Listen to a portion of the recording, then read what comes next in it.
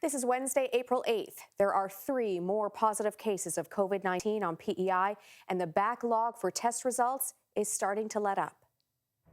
There's now another confirmed positive case of COVID-19, bringing our total number of cases to 25.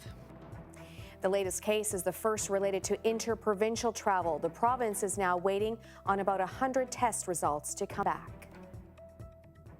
Good evening, and thank you for joining us on Compass tonight. There are 3 more cases of COVID-19 confirmed on the island. 2 were announced earlier today, with a 3rd confirmed just over an hour ago. And it's the first case caused by interprovincial travel. Once again, Nicole Williams joins me live in studio with the latest. So Nicole, what can you tell us about this latest case?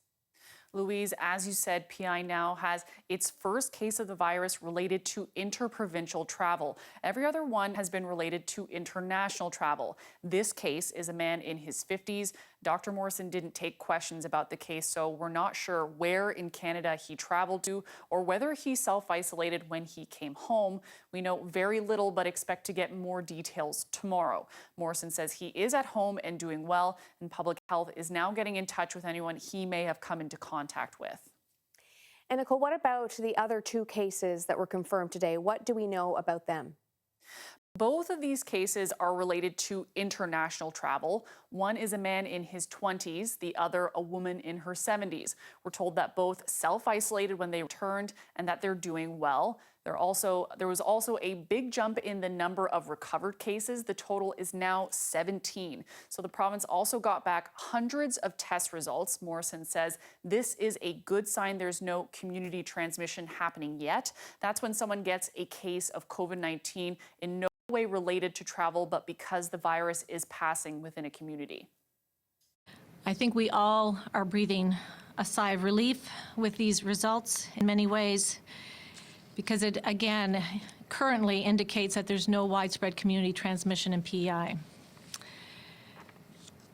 But I would say we are doing many things that we should do, but we know it's really extremely important that we continue to do them.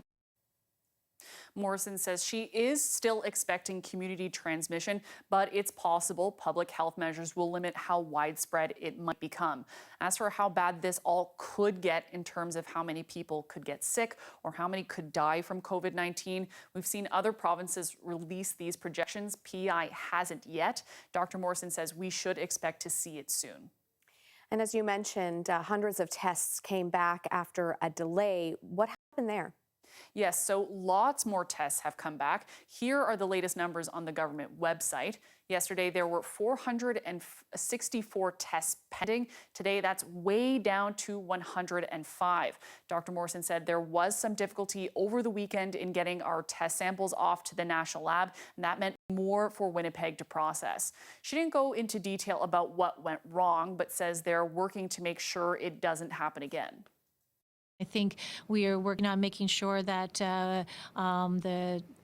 how the lab sends our samples off to the National Microbiology Lab is as smooth as possible, making sure that we increase our testing here, which we know we're doing, and also even working with our neighboring provinces if we need help over the weekend. So I anticipate going forward much that not happening again, and working with our laboratory to make sure it doesn't. So as for PEI's local testing, Morrison says 180 new test kits arrived last night. She anticipates being able to do 2 or 3 times as many tests as last week. And by next week, another machine is on its way, which will increase testing capacity. Thank you so much, Nicole. That's Nicole Williams reporting live in studio. The spring lobster season is an urgent issue right now for fishermen right across the province. COVID-19 complicates safety on the boats, on the wharves, and in the plants. The Fishermen's Association is looking to its members for their opinions. Brian Higgins has more. At some wharfs today on PEI, fishing boats were going into the water and fishing traps were stacked on the wharfs ready to go. But others in the industry are calling for the season to be delayed or outright canceled. Voices on all sides are speaking out. In Tigonish area, we want to go fishing. I think we're right now we're into a survival mode. If we don't go fishing, what are we going to survive on? It's definitely a health issue. But until this gets better, I think, you know what I mean? Like, honestly, I think it should be delayed. That's my opinion. Canada's fisheries minister says requests for delays will be weighed on a case-by-case basis. There's questions about how to maintain safe distances on boats and wharves. The PEI Fishermen's Association is now launching an online survey of all members in all parts of the province to gauge opinion on when or whether to open. At the end of the day, the number one thing that's come back to us is the people have to be safe, that there's too much at risk. So there's a lot of very good, open, frank discussion that's taking place right now. And we'll take our direction from our membership. It doesn't mean every area will make the same decision, but certainly the concern is widespread. The Fishermen's Association says results of that survey will inform any requests they make to Ottawa about the season ahead. The PEI Seafood Processors Association tells CBC they are making plans to make the inside of processing plants safer, including possible use of plexiglass shields between plant workers. But they say it's ultimately up to the fishermen and to Ottawa to decide what's going to happen. Brian Higgins, CBC News, Charlottetown. The PEI health minister was in self-isolation last month after a trip to Ireland. CBC News has learned that James Elwood did not go directly home to begin his 14 days in self-isolation. Today, the Premier described that decision as, quote, a lapse in judgment. Wayne Thibodeau has the details. Premier Dennis King says he's disappointed in his health minister's decision not to self-isolate as soon as he got home. Health Minister James Elwood returned home on the early morning hours of March 13th. The Premier said that's when the province's Chief Public Health Officer, Dr. Heather Morrison, told Elwood to go home and isolate for 14 days. And a short time later, she delivered that exact message during a news conference in the afternoon. She told everyone who's coming home from international travel that they are required to self-isolate. But in his way home, Elwood made a couple of stops, including one to a local grocery store. Obviously, that was a lapse in judgment by the minister, and something that he regrets deeply. And I was disappointed, and I told him that, I realize, like you do and like all Islanders do, that when you're in leadership roles like we are as politicians here in Prince Edward Island, that people are right to hold you to a higher standard. And in this particular case, I think he missed the mark. In a Facebook post that same day, Elwood said, as I have just returned to the island this week following a recruitment trip to Ireland, I am taking Dr. Morrison's advice and self-isolating for the next 2 weeks.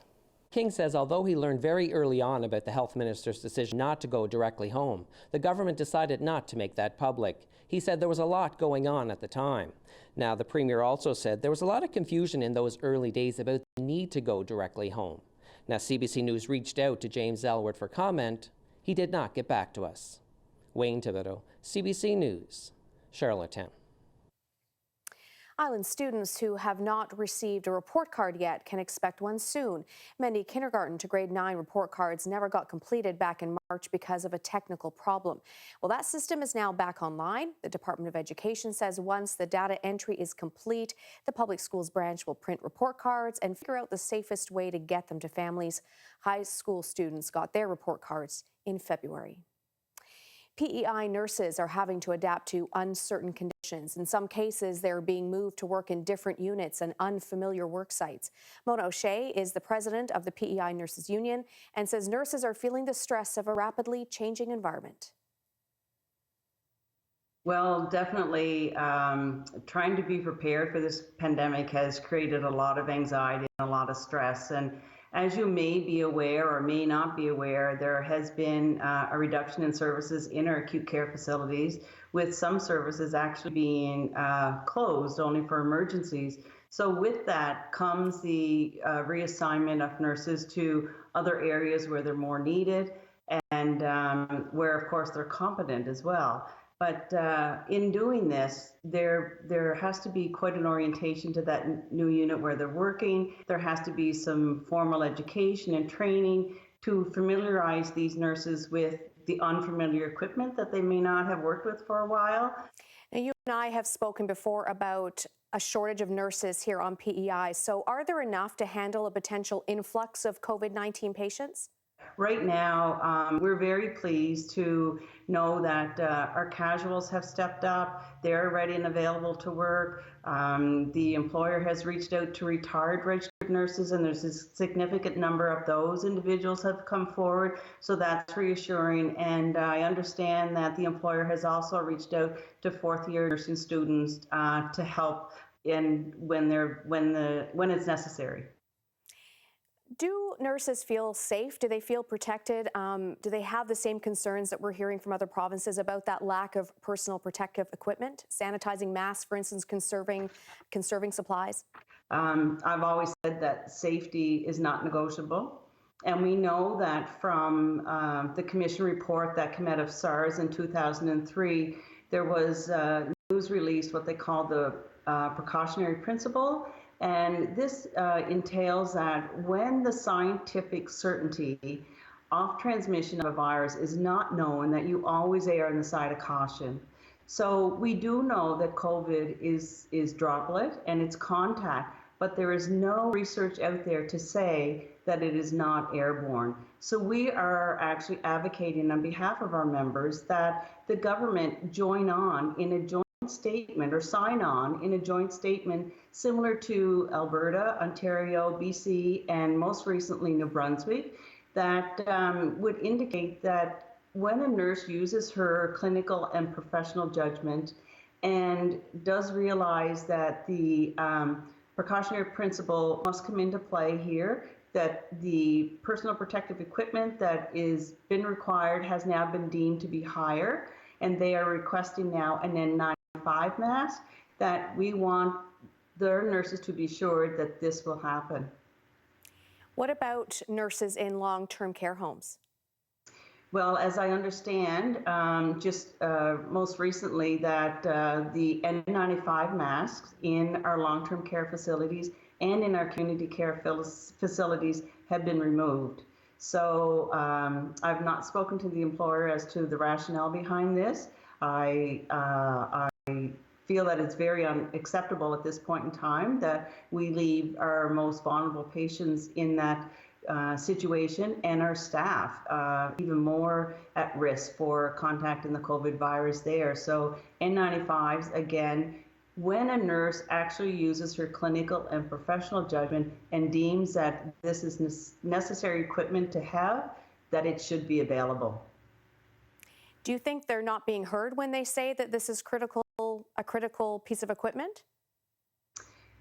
I'm not sure that they're not being heard. The employer and government and our chief nursing officer as well, our chief public health officer, are following the guidelines of the Public Health Agency of Canada.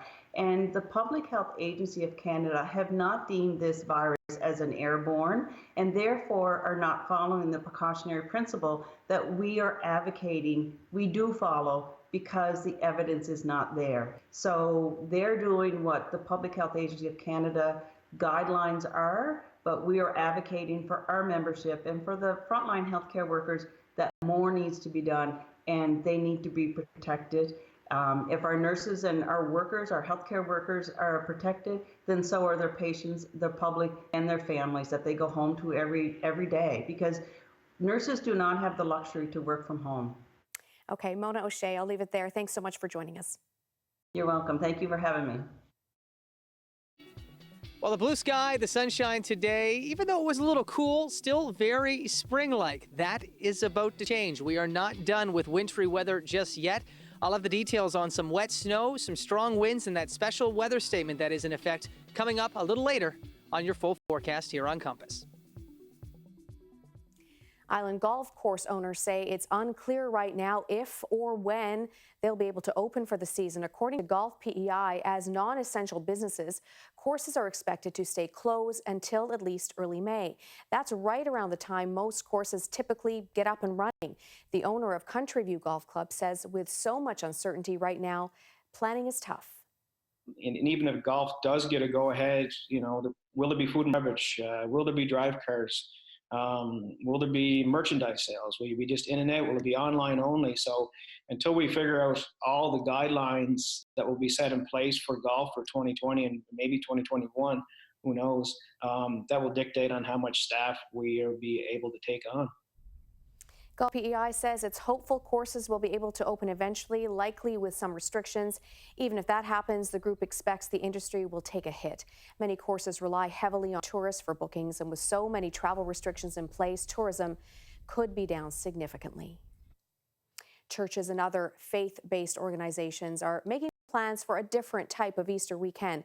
There are no religious gatherings happening, but many are still staying connected. Churches are using technology like Facebook, YouTube, and video conferencing. And there was news today from Dr. Heather Morrison for all the children out there. Good news, it looks like the Easter Bunny will be able to continue working this year. In just a few days, Easter weekend will be upon us. And this year it will be different. And I know that is hard for everyone, for myself and my family as well. But I do know that when I was asked earlier this week that the Easter Bunny's immune system is good, the Easter Bunny does not have COVID, and after discussion with my team, the Premier, the Easter Bunny has been considered essential. Some good news there. And as we go to break, a live look outside in Charlottetown on this Wednesday night. Jay's full forecast is coming up after this break.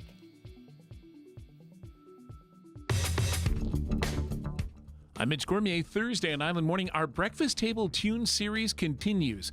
John Connolly will play live from his breakfast table to yours. That's after 8 o'clock Thursday. Island Morning at 96.1 FM.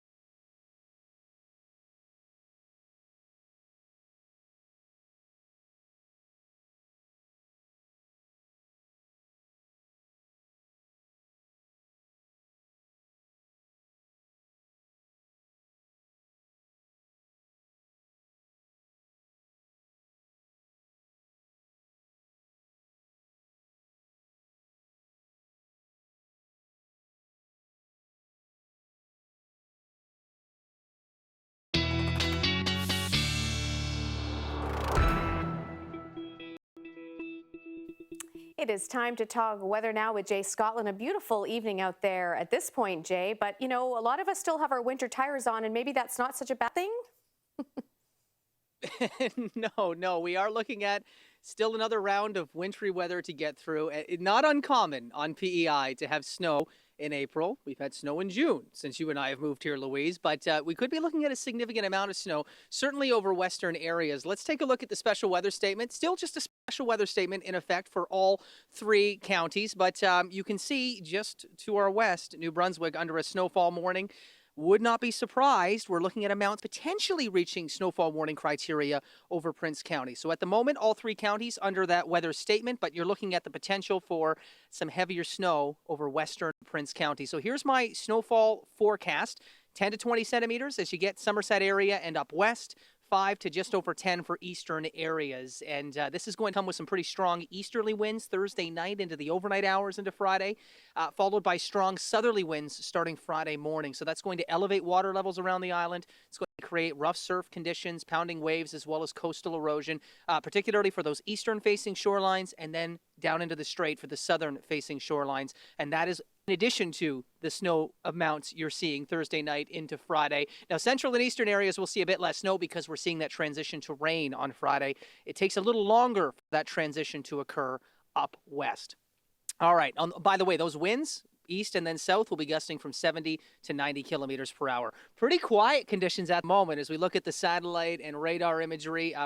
Relative ridge of high pressure. It's not a very stable ridge, but we're in between weather systems at the moment. So we are under the influence of high pressure. Another low skirting off to our south and east will continue to bypass us, but the next one, we're not so lucky. It starts to approach not so much tomorrow morning. It'll be pretty sunny to start the day. Clouds will develop late afternoon, becoming overcast into the evening hours tomorrow. And then the flurries not far behind. The steady wet snow will start to fall overnight into Friday morning. And then I've paused this at 8 a.m. on Friday. You can see that mixing already occurring over eastern areas. It takes a little longer for that to transition to a mix and then rain for folks over western Prince County, which is why you're looking at that 10 to 20 centimeters of snow possible, in addition to those strong winds. Local outages cannot be ruled out as well.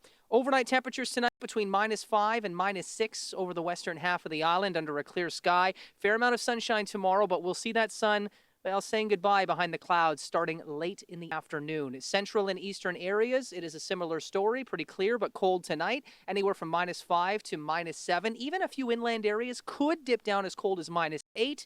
We're back up to around or near seasonal tomorrow. Highs between 3 and 5 degrees. Wouldn't be surprised if we saw a 6-degree daytime high. Not bad for your Thursday. It's really Thursday night into Good Friday we get into that mess. Saturday, just light flurries in the forecast, and then looking pretty nice as we look ahead to your Easter Sunday. Louise? Thank you very much, Jay. We'll see you again tomorrow. All right, did you see the moon last night? It was beautiful. Well, if you didn't, here's another chance. Brian Adams, last night's moon over Southwest Lot 16. It was big, it was bold, it was beautiful. So thank you, Brian, for that picture. We'd love to put your photos on Compass. Send them to us by email or on social media. And we have more Compass after this break. Once I thought I'd like to be a blossom growing on a tree, white and pink and lazy as can be. But I'd be king just in the spring, so now I think it over. Gee, I'm glad I'm no one else but me. But first, bet that song sounds familiar. It is, of course, former Anne of Green Gables, from the Anne of Green Gables, the musical. The Confederation Center of the Arts got 13 former Annes to come together in a new video for a little walk down memory lane. They performed the role from the 1960s all the way to the present day. And as we go to break, here's a closer look. It's family with family in feuds enraging, drenching all your local soil with gore. There, as far as I can see, I've just cleared up your mystery of why your roads are red perpetually. The answer's found not in the ground, in your imagination. Gee, I'm glad I'm no one else. Gee, I'm glad I'm no one else. Gee, I'm glad I'm no one else but me.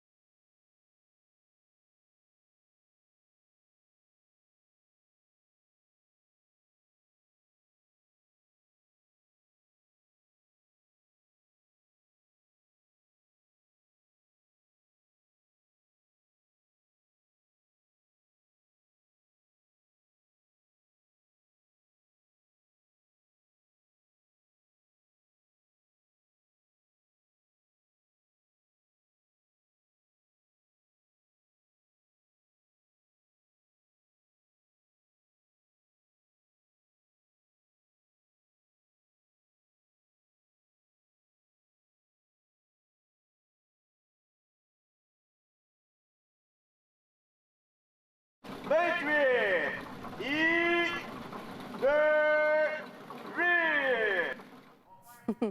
So one retirement residence in Quebec City has found a great way to connect.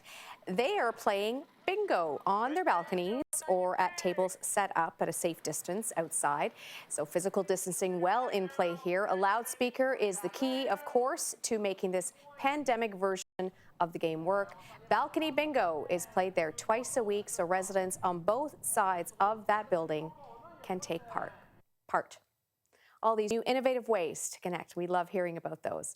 And we thank you so much for joining us tonight for Compass. You can log on to cbc.ca/PEI for more news from our province 24 hours a day.